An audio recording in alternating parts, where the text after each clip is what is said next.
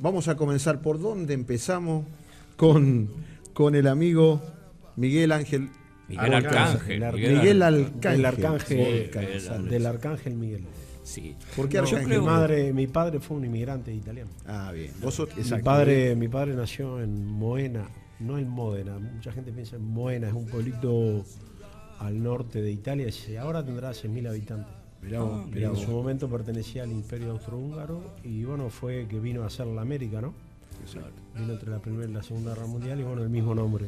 Y hablando, discúlpame que te interrumpa, hablando de hacer la América, vamos a tener un entrevistado luego, que es italiano, de nacimiento, pero que está radicado en nuestro país, viaja permanentemente a un empresario muy Europa, importante. Un empresario del país, muy conocido, importante, que también toda su familia, digamos, sus padres, él y su hermana, vinieron. Cañada no dirigiste, él es de Cañada de Gómez, por Cañada eso Cañada no, estuviste en Santa Paula. No, estuve en Peñarol, Mar del Plata, Gimnasia Comodoro, Lanús, Galvez, todo, Chambre, obras también. Pico, obra sanitaria, Pico en La Pampa también. Bueno, en la época que Pico era la capital del básquet argentino. Exacto. ¿no? O sea, cuando la soja valía $600, $600. Dos equipos de Serie A que gastaban mucho dinero. Claro. Pero te decía, o sea, soy hijo de inmigrante y lamentablemente yo no conocí a mi padre porque yo nací en agosto y mi padre falleció en febrero. Y bueno, después una de las cosas de mi vida,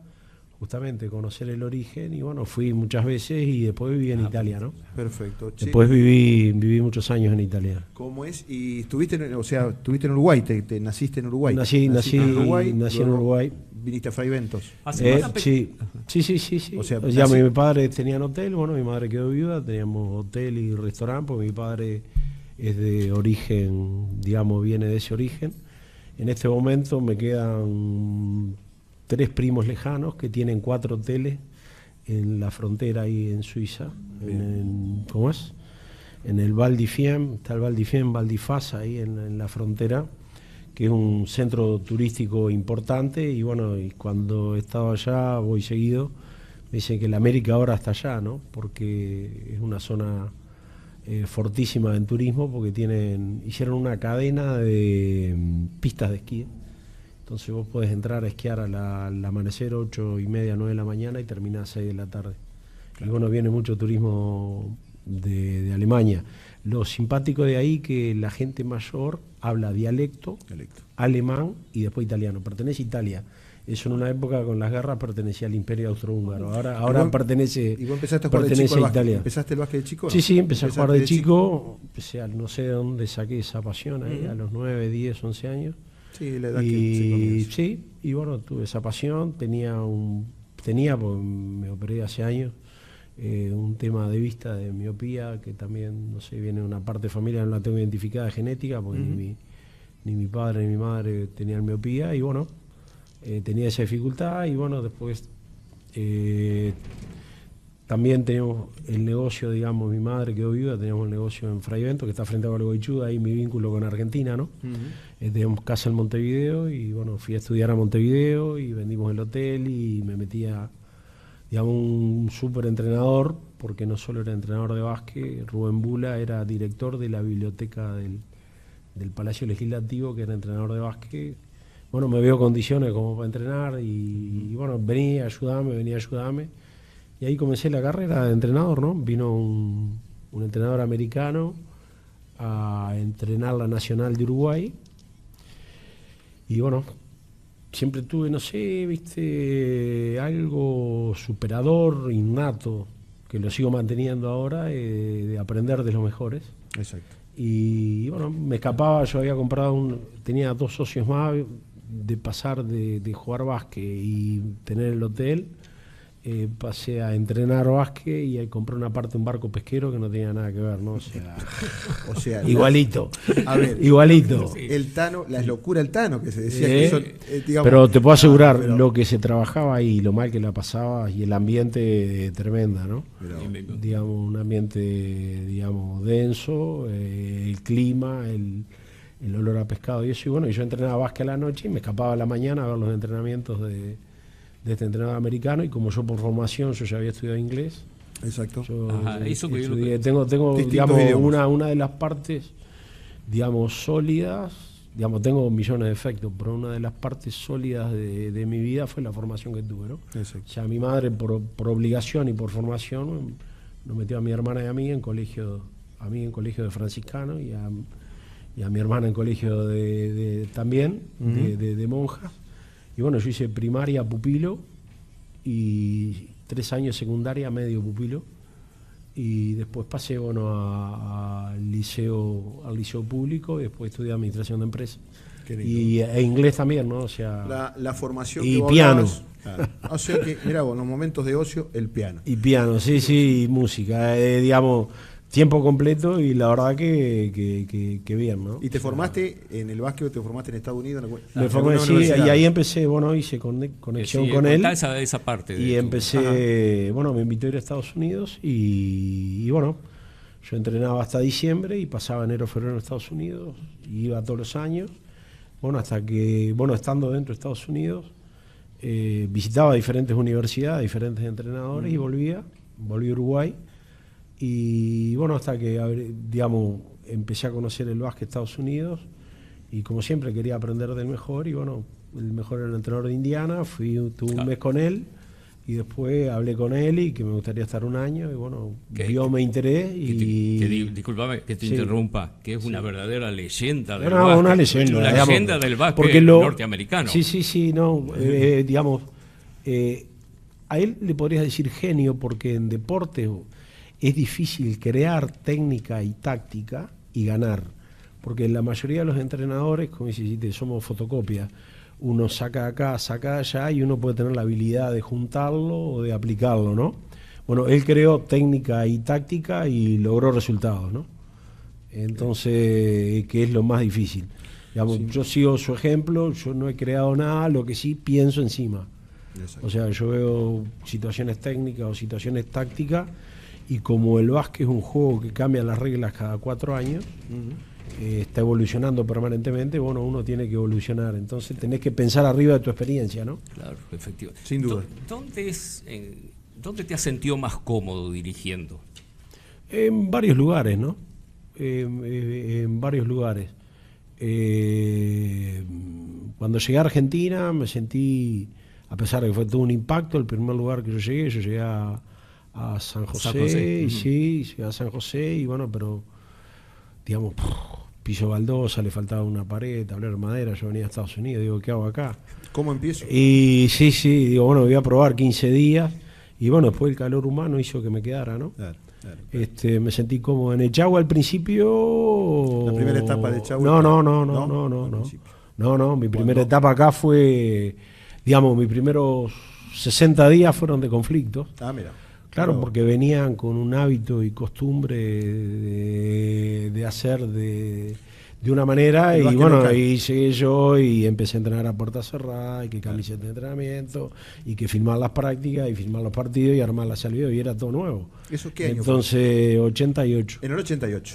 Entonces ahí tuve el apoyo digamos, de UTA y después de convencimiento de los jugadores, ¿no? Al principio hubo cierto rechazo, porque mi método de entrenamiento es bastante exigente y no estaban acostumbrados. 88 y 90, quinto puesto en Liga Nacional. 88 y en el año 90, quinto puesto en... ¿Qué te iba a decir? Y bueno, fue todo un impacto que después cuando entendieron, o yo logré convencer, y a su vez ellos lograron entender, y yo logré hacerme entender, bueno, el equipo transmitía de adentro hacia afuera, ¿no? Con lo cual te digo que... Me ha pasado en mi carrera, no solo en Echagüe, el 80%, soy brutalmente honesto, el 80% de los jugadores que jugaron conmigo, que están vinculados al básquet, tengo una excelente relación personal. No el 100%, el 80%, no soy perfecto. Yo creo que es un porcentaje muy, muy grande. Porque, ¿sabes qué pasa? Te lo digo así. No están acostumbrados, digamos, uno no puede enseñar sin exigir y tampoco podés enseñar sin corregir. Exacto. Entonces hay jugadores que aceptan la corrección y hay jugadores que aceptan la relación con el esfuerzo. Nada más, van llevando la relación. Y bueno, y ser entrenador de básquet no es nada más ni nada menos que enseñar la técnica y la táctica de un juego bajo la presión de un resultado. Entonces hay diferentes caminos. Yo me identifico con el de la exigencia, con el trabajo diario, con la superación, el de enseñar a pensar y en el de formar. Hay otros entrenadores que van más a la parte táctica y quedan en la superficie.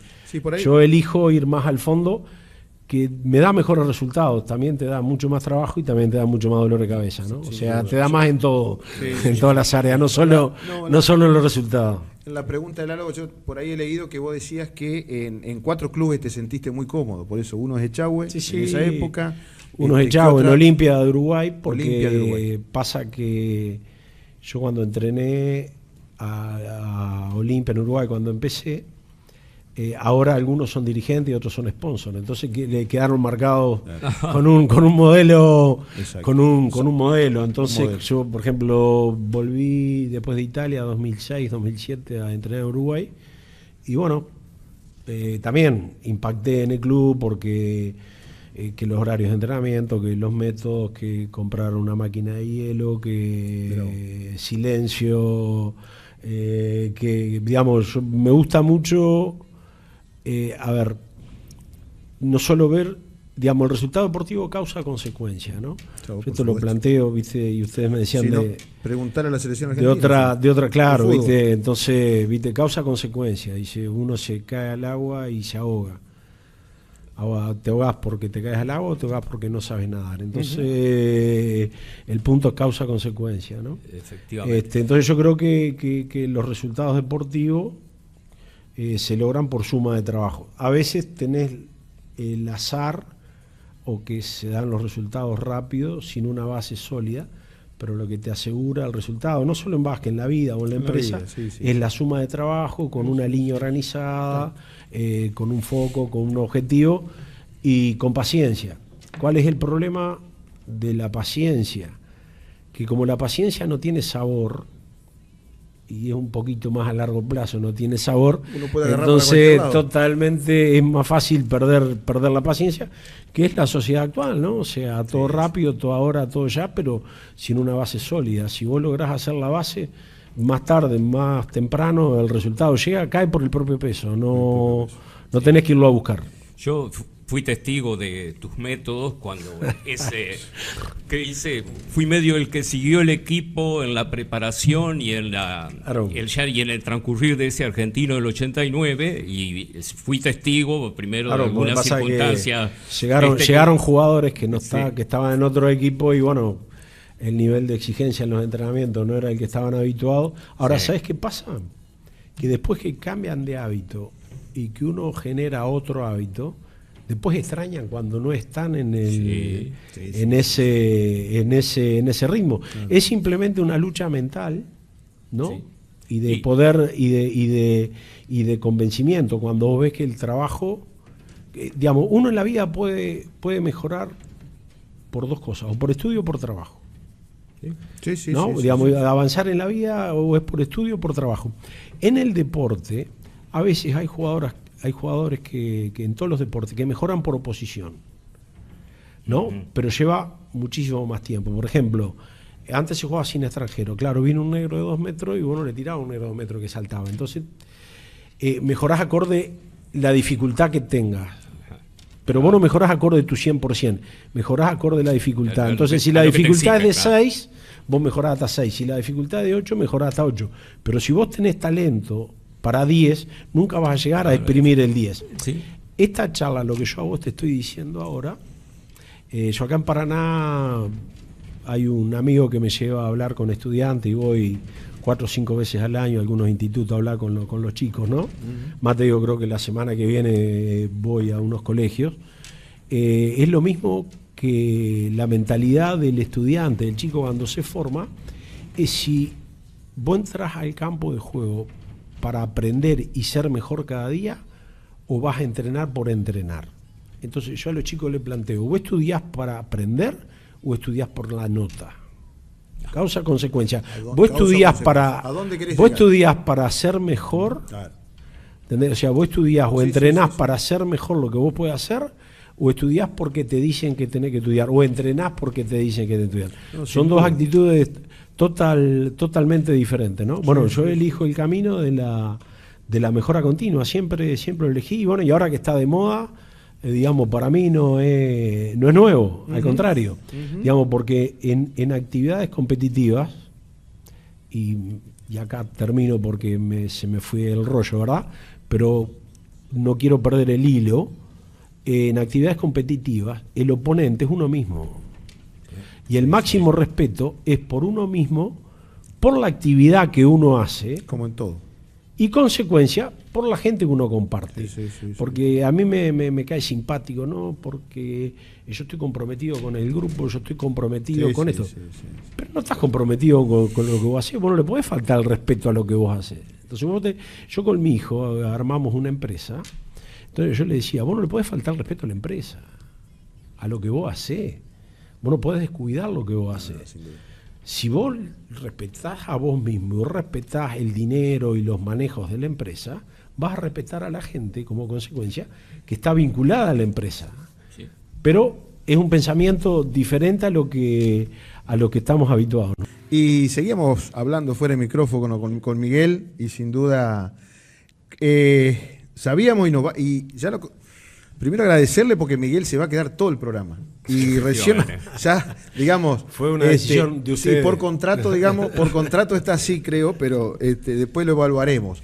Y hay amigos que nos escriben y saludan, y bueno, son infinidades de cuestiones. Y nuevamente gracias, Miguel. Pero la Liga Nacional de Básquetbol, Miguel fue en el año 90 elegido como el mejor técnico de la liga en ese año. En el 89 en el 89 fue Nasnudel, creo. ¿Y vos en el 90? Vos sabés que sí, no me acuerdo. Bueno, en el 90 fuiste elegido el mejor técnico de la Liga después Nacional. Después fui entrenador, dejó las estrellas en Pico también. En Pico también. Y después en el 2000 me fui a Europa. Perfecto. Sí, es fácil, es complicado convencer a los jugadores de ese tu pensamiento que nos estabas diciendo hace unos minutos. Discúlpame. No, pero no está al aire todavía. No, vamos a otra entrevista. Mira, esto es así, todo, digamos, lo que se llama evolución, ¿no? Dentro del campo y fuera del campo, en un tiempo se respetaban las jerarquías, ¿no? Digamos, el policía, el maestro, el entrenador, el padre. A medida que ha ido cambiando, digamos, se han ido cambiando los roles. Y bueno, la figura del entrenador ya no es tan vertical como es la del policía, como el maestro, o el error que cometen los padres, ¿no? Que buscan ser amigos de los hijos en vez de cumplir el rol de padre, ¿no? Clarito. Entonces es un tema de la sociedad y es un tema mundial. La globalización trajo muchas cosas de ese tipo, ¿no? Y bueno, es lo que se llama evolución. Lleva más tiempo convencer. Lo que pasa es que el jugador cree en el entrenador en la medida que uno le soluciona los problemas o lo ayuda a salir de dificultades. O sea, hay una situación de juego y vos le decís, andá por este lado, y bueno, y el jugador va por ese lado y ve que le soluciona y ahí uno empieza a ser creíble. Claro. ¿No? Entonces, cuando el jugador comienza a hacer esas cosas sin preguntarle al entrenador o sin que el entrenador diga, ahí comenzás a ganar la batalla. Mientras tanto, el jugador te está midiendo permanentemente. Es un elástico que está permanentemente tironeado. Es permanentemente, pero pasa en todo el mundo, en todos los deportes, ¿no? Sí. Entonces, hay una palabra que yo uso mucho que es tolerancia, ¿no? Hasta donde uno puede tolerar. Pero si uno quiere que los jugadores evolucionen o trabajar para evoluciones, no hay otra cosa que el trabajo. El tema es qué cantidad de trabajo y qué calidad de trabajo. ¿Tá? Porque en la formación cada vez hay menos pasa en las escuelas. Dale tranquilo, Miguel, dale tranquilo que la productora está en la formación cada vez hay menos atención en los detalles y lo que yo le llamo la relación con el esfuerzo. O sea, ¿por qué deportistas de impacto, o sea, se mantienen durante el tiempo? ¿O por qué deportistas, no importa dónde lleguen, si juegues en la A, juegues en la B, juegues en la C, el objetivo es ser lo mejor que vos puedas hacer y dar lo mejor de vos mismo? Sí, efectivamente. Entonces, ese es el verdadero punto. El tema es cómo lograr que el jugador se relacione diariamente con ese objetivo. Porque ¿qué es lo que pasa? Hay cierta comodidad mental que el jugador sabe que tiene para jugar 5, 8 años más con ese nivel y no le preocupa otra cosa que quedarse en ese nivel porque tiene asegurado equipo el próximo año, tiene asegurado equipo el próximo año. Yo pienso disculpame que te interrumpa, yo pienso que eso es medio el pensamiento de muchos jugadores de la Liga Nacional de Básquet.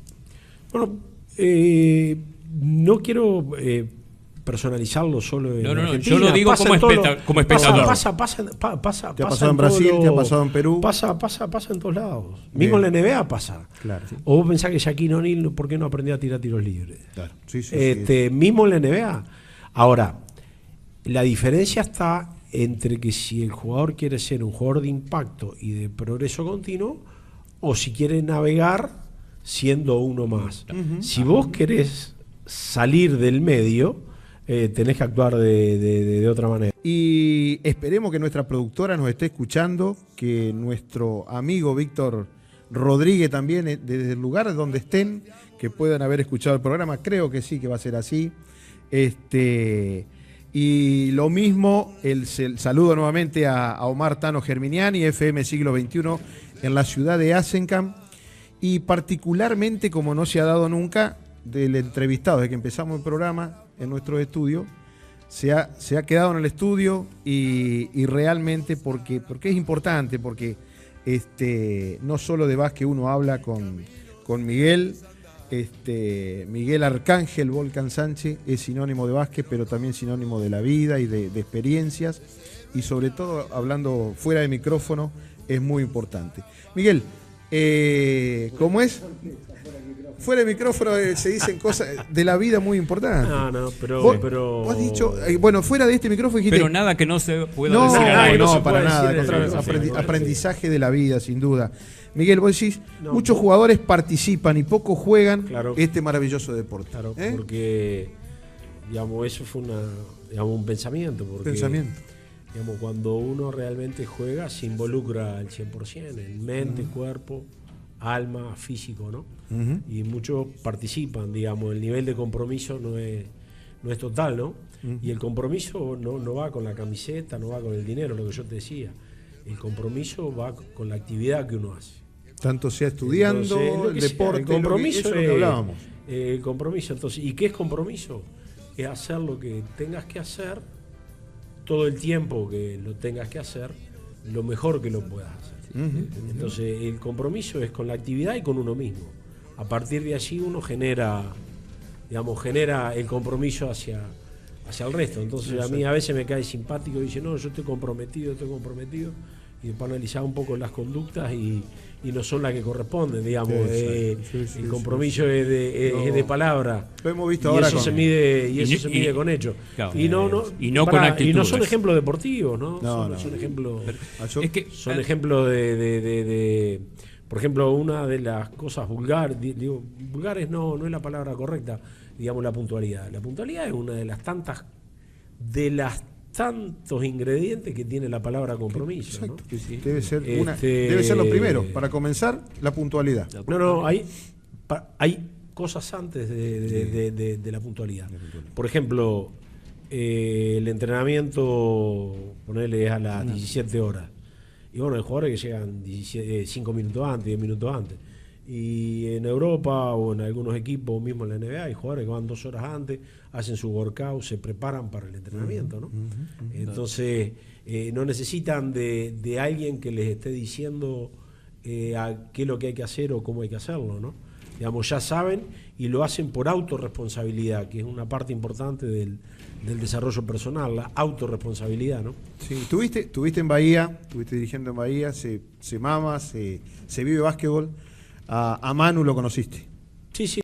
Enfrentaste. Digamos, yo tuve más relación con Manu en Italia que en Bahía. Sí, porque coincidimos en Bolonia un año, jugábamos. Primero yo estuve, mientras esperaba, tuve 6 meses esperando equipo y yo estaba en Bolonia. Había 2 equipos, estaba la Kinder y la PAF. Y bueno, iba un día cada uno a ver los entrenamientos. Y bueno, después tomé un equipo a los 2 años y bueno, jugamos en contra una Copa de Italia. Ese es un sinónimo de deportista, ¿no? Bien, un sinónimo de deportista, un sinónimo de esfuerzo y un sinónimo de una muy buena cabeza, ¿no? Digamos, la mente es 3-1 al físico. Exacto. Digamos, la cabeza es el motor. Digamos, como uno, digamos, somos lo que decimos y antes de decir somos lo que pensamos, ¿no? Bueno, Manu tiene una, como dicen en Italia, la cabeza sobre los hombros, ¿no?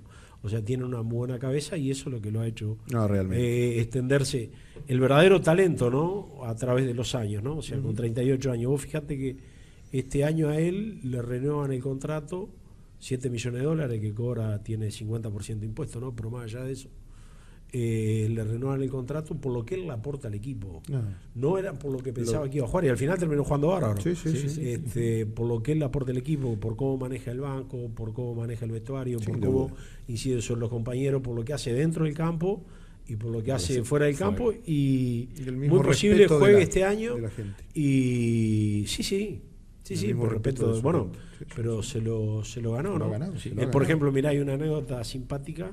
Cuando entró un murciélago a un... un jugador le tiró una patada, él fue y lo envolvió con una toalla. Al otro día era tapa de la Sociedad Protectora de Animales en todo Estados Unidos, ¿no? Sin duda. O sea, tiene un valor agregado, ¿no?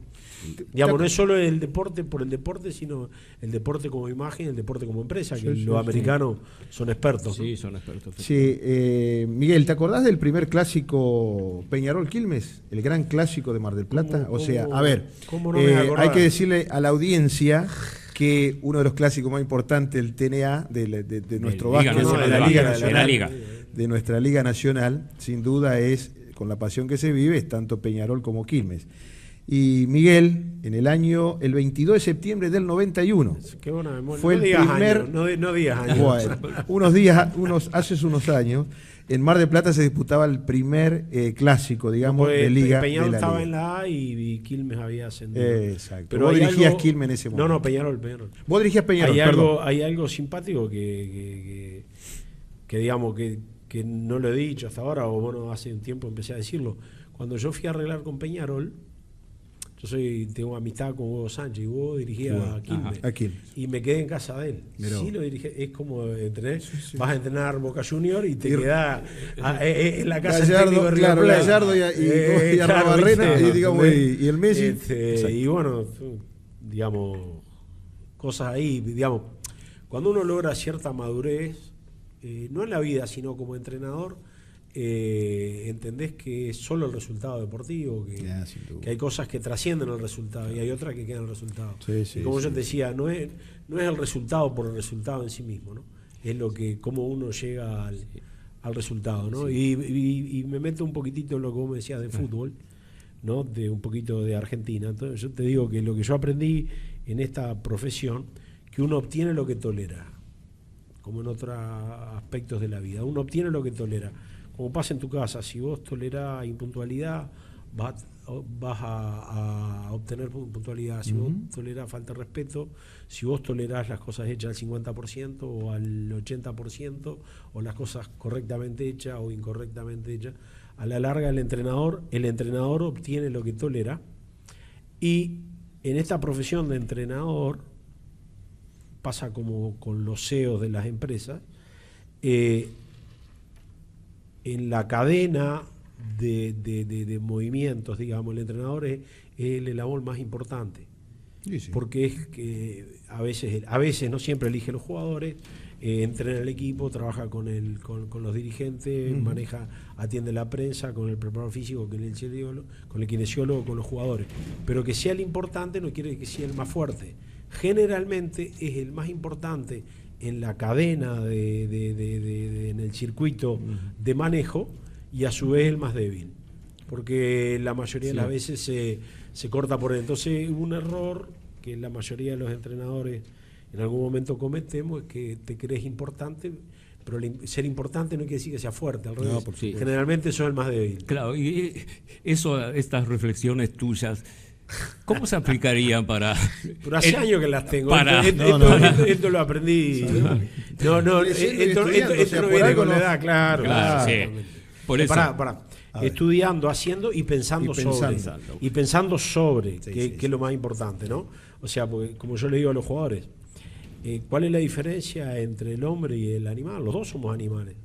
Clarito. Digamos, el hombre es un animal racional, entonces vos tenés que tener la cabeza, la tenés que usar. A veces somos peores, pero usarla, ¿no? Sin duda. ¿Qué ibas a decirla? ¿Lo que querías No, yo iba toda esta experiencia yo iba a hacer era esta descripción que haces del técnico, el papel que juega el técnico con el lamentable papel que, desde mi modesta opinión, vivió la Argentina en el Mundial de Fútbol.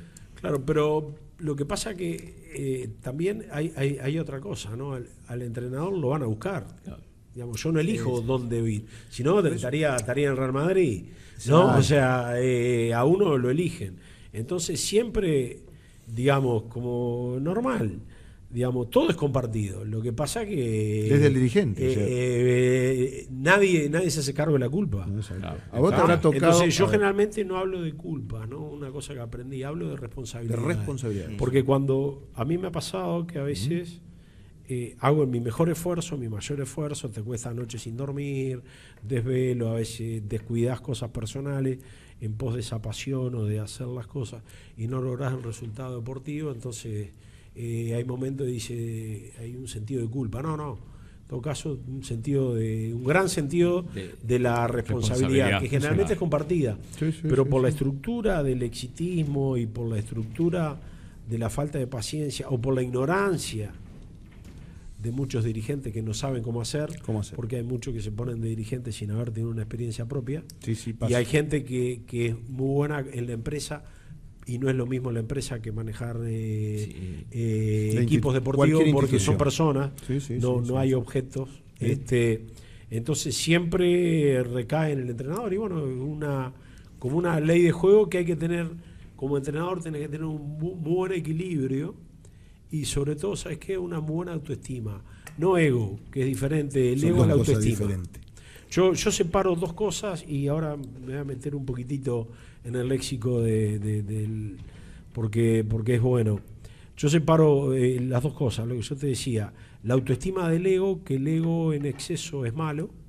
Y sin ego no podés vivir. Tampoco. Pero un entrenador sin autoestima no tiene carrera, porque justamente es más fácil que te ataquen a que te apoyen. Esa es una parte, ¿no? Y después un poco lo que está muy de moda ahora, el disfrutar. Hay una gran diferencia entre disfrutar y divertirse.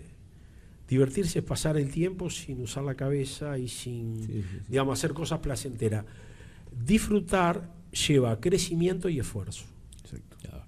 Sí, o sea, es cierto. Yo a veces voy al gimnasio y tengo sesiones duras que el profe me exige y lo disfruto realmente. Y transpiro, y me duele, pero lo disfruto. Entonces hay una sensación, una mala que le pasa a veces a los jugadores en el disfrute.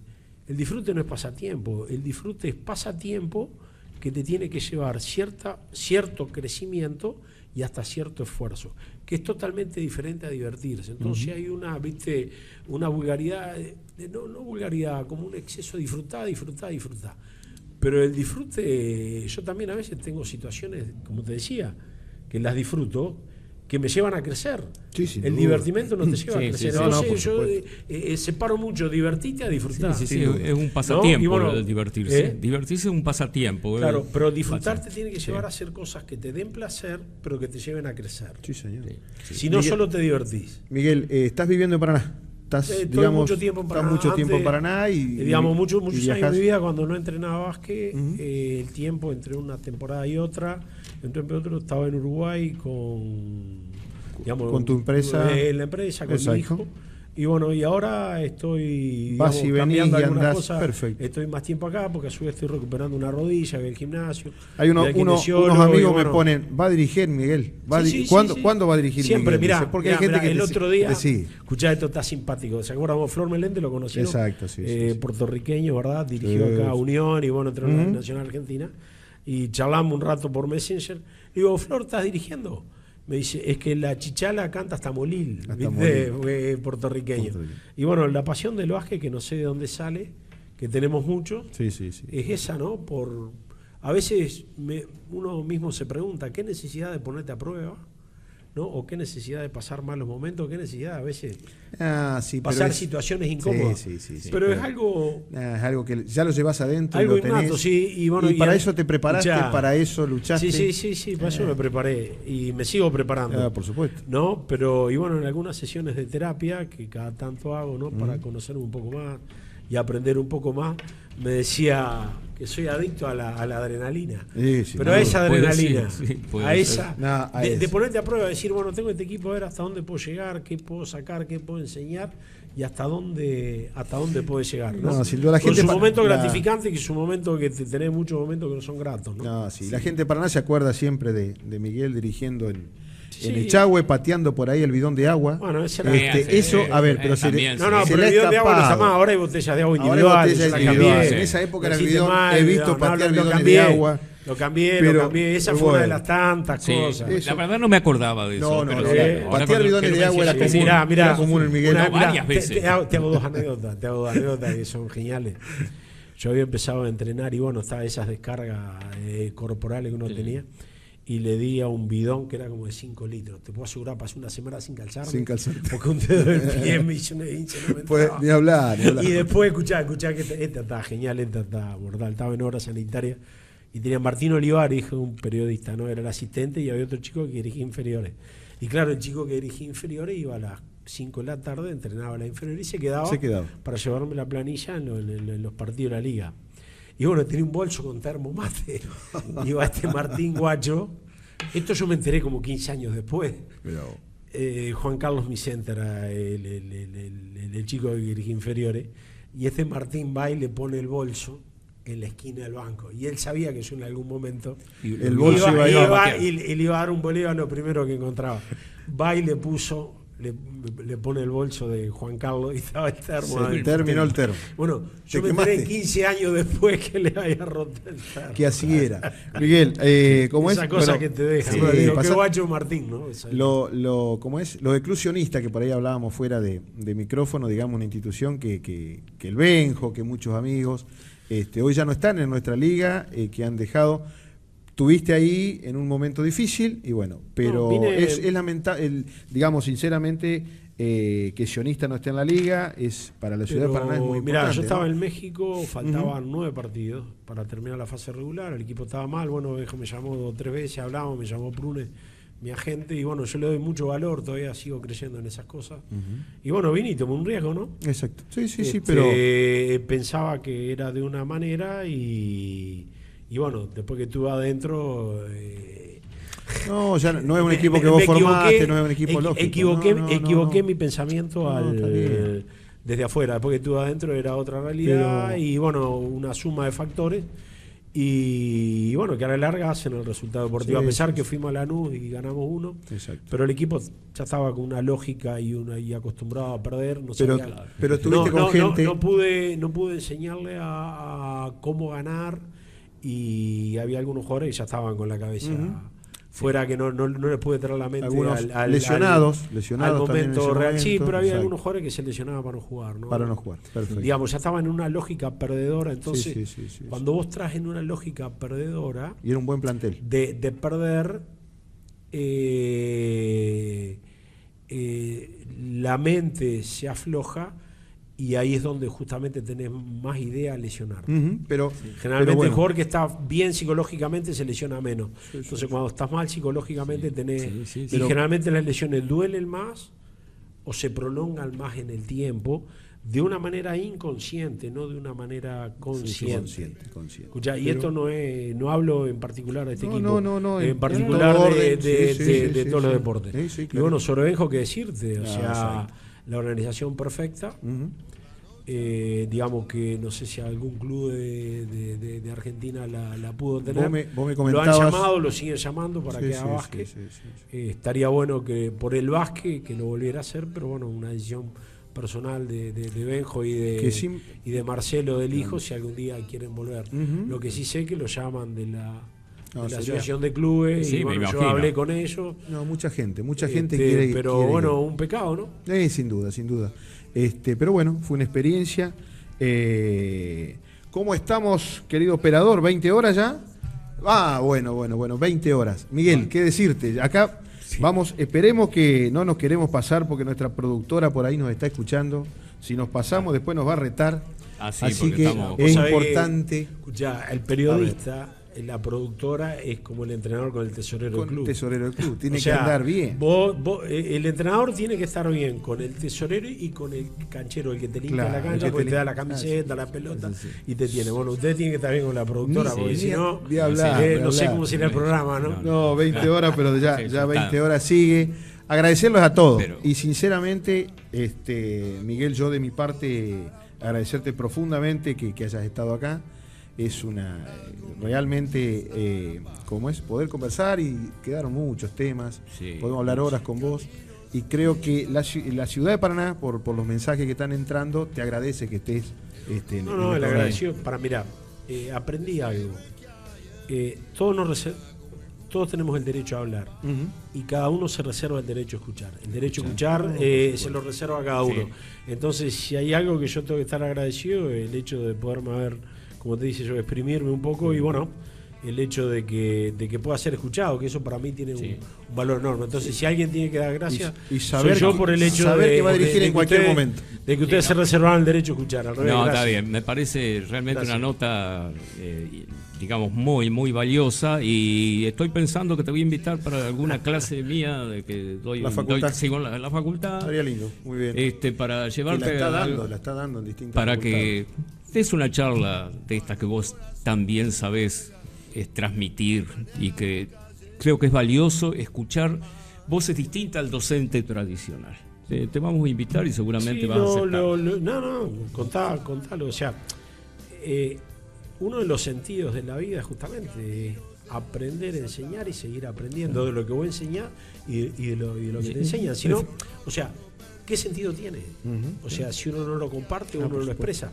O sea, te digo esto, yo hice un curso de desarrollo personal en España y ya me voy. No, dale tranquilo. Entonces dice, aprendiendo de los mejores. O sea, hay gente que logró cosas, no solo de empresa económica, la Madre Teresa de Calcuta, yo qué sé, hay gente de religión o en desarrollo personal o comunicadores. Y uno tiene la suerte de que ellos escriben su camino. Entonces, uno puede aprender de ese camino. Y qué mejor, como realización personal y sentido de la vida, es poder compartir lo que uno ha hecho para poder ayudar a ser mejores a otros, como otros me ayudaron a mí a ser mejor. Ese es el verdadero sentido. No le encuentro otro. No, el enseñar es fundamental. Totalmente de acuerdo. Bueno, Lalo, gracias por otro programa. Agenda saludos a Víctor y a saludos, si nos están escuchando por ahí. 20:02. Así que bueno, por hoy, Agenda 18. Nos encontramos el próximo lunes. Gracias por escucharnos. Hasta la próxima. Gracias.